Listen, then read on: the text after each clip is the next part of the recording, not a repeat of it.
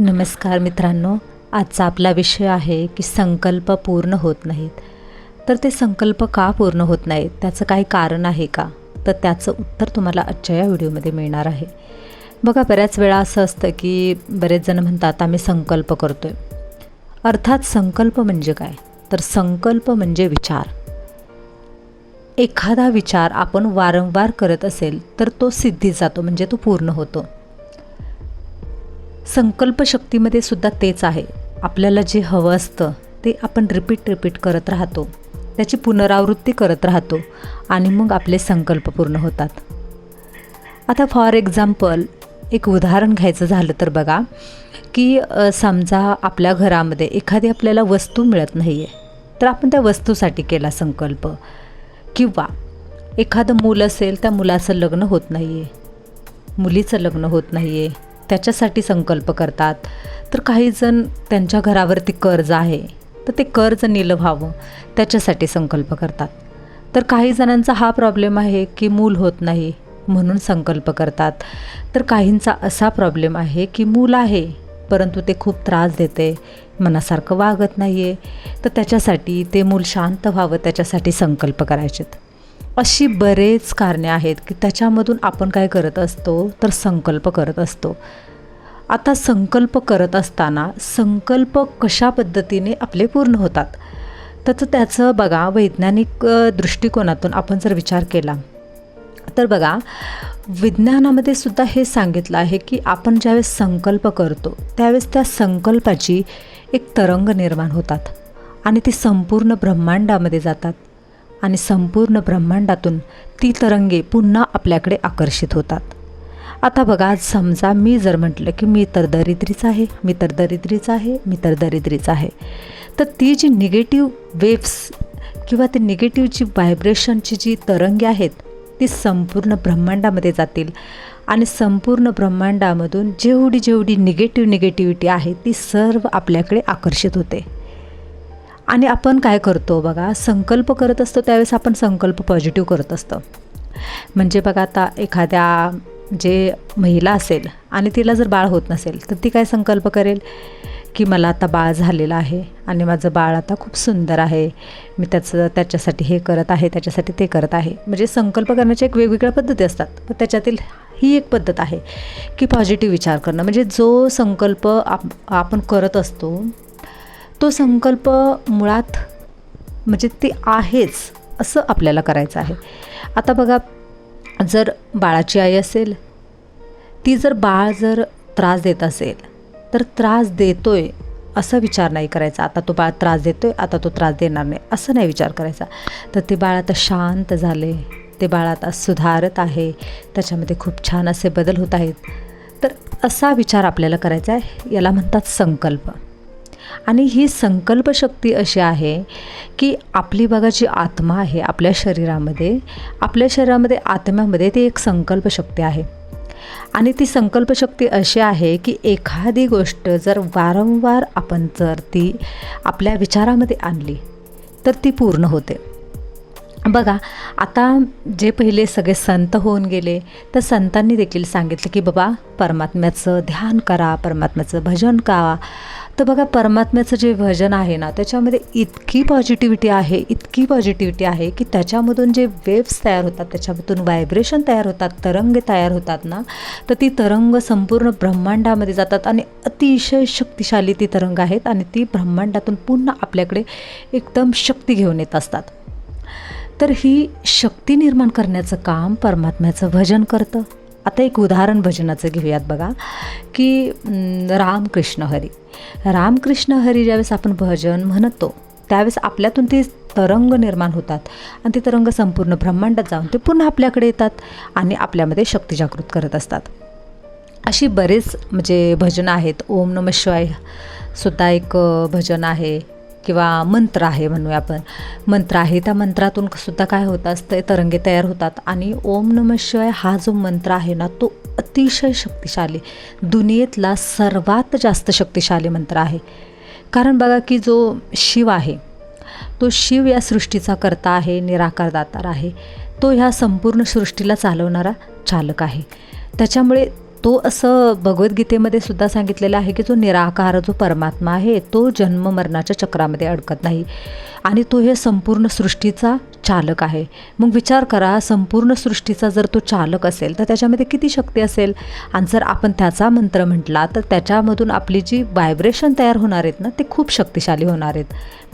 तर हे मंत्र संकल्पामध्ये बघा की आपण विचार करतो आणि हे एक मंत्र आहेत. या मंत्रामधून सुद्धा एक खूप छान असे व्हायब्रेशन तयार होत असतात. तर बघा आता की ही संकल्प शक्ती नेमकी आहे तरी काय आणि ती कशा पद्धतीनं काम करते तर ते बघा आता. तर त्याच्यामध्ये बघा संकल्प करत असताना तर बघा सर्वप्रथम आपल्याला काय करायचं आहे तर त्याचं एक विचार शब्द तयार करायचे आहेत. आता विचार शब्द कशाला म्हणायचं तर आता बघा एक उदाहरण घेऊयात की माझ्याजवळ समजा धन हवं आहे, मला धनाची प्राप्ती करायची आहे, मी धनवान बनली पाहिजे, त्याच्यासाठी मला संकल्प करायचे आहेत.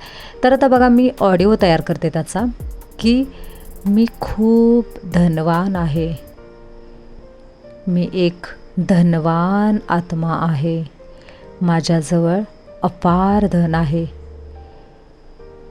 माझ्याजवळ अपार संपत्ती आहे, मी अपार समृद्ध आणि संपत्तीने भारावून गेले आहे. असे हे जे संकल्प आहेत की बाबा ज्याच्यामधून धनाची वाढ होऊ शकते. परंतु लक्षात घ्यायचं आहे, नुसतं तुम्ही जर तोंडाने ते म्हणत राहिला तर त्याचा इफेक्ट फारसा होणार नाही. हां होणार, परंतु 100% रिझल्ट येणार नाही. बघा असं म्हणतात की विधीने सिद्धी प्राप्त होते. विधी जर योग्य असेल तर सिद्धी प्राप्त होते. तर आपल्याला संकल्प सिद्धी जर प्राप्त करायची असेल तर त्याची सुद्धा एक विधी आहे, ती विधिवतच आपण केलं पाहिजे. तर त्याच्यामध्ये बघा ऑडिओ, आवाज म्हणजे त्याची काहीतरी आपण ध्वनी तयार केली पाहिजे. म्हणजे समजा मी धनवान आत्मा आहे, मी एक धनवान आत्मा आहे, मी एक धनवान आत्मा आहे, झाले संकल्पामधलं ऑडिओ.